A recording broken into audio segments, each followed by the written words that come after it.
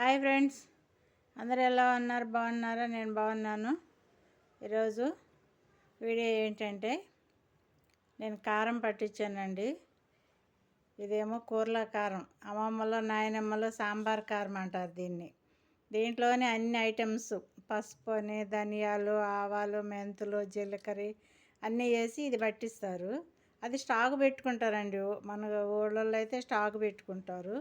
ఇదేమో పికిల్ కారం అండి. ఉట్టి ఎండుమిర్చే తీసుకొని సపరేట్గా పట్టించాను. ఇది నేను పికిల్ చేస్తానండి. చికెన్ పికిల్ అన్నీ ఇక్కడ పచ్చళ్ళు తయారు చేస్తాను నేను. వాటికి ఇది పట్టించుకున్నాను. ఇదేమో కూరలేక పట్టించాను.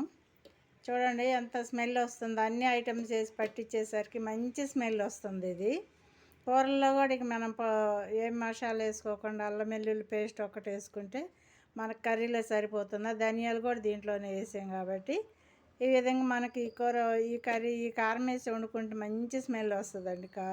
కర్రీ ఏదైనా అది. ఎందుకంటే వీడియో మీకు కూడా చూపించుకోవాలి అని చెప్పేసి మీకు కూడా చెప్పాలనేసి నేను ఈ వీడియో తీస్తున్నాను. మీరే విధంగా పట్టించుకుంటారో నా కామెంట్స్లో పెట్టండి. దీంట్లో అయితే అన్ని మసాలా వేసేసానండి. నేను అన్ని మసాలా వేసి పట్టించాను. ఇదైతే ఉట్టి కారమే. దానికి దీనికి డిఫరెంట్ తెలుస్తుంది కదండి. ఇది కొంచెం ఏమో ఎల్లో కలర్లో, ఇదేమో ఫుల్ రెడ్ కలర్లో ఉంది. చూడండి ఎంత బాగుందో. మంచి స్మెల్ వస్తుంది. నేను ఇది ఇప్పుడు స్టోర్ చేసి పెట్టుకుంటాను. ఈ రెండు స్టోర్ చేసి పెట్టుకుంటాను. అవసరమైనప్పుడు వాడేసుకుంటాను. ఇదంటే మనకు త్వరగా అయిపోద్ది.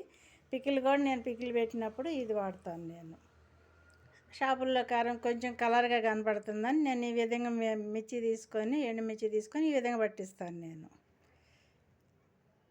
మీరే విధంగా చేస్తారో నాకు చెప్పండి.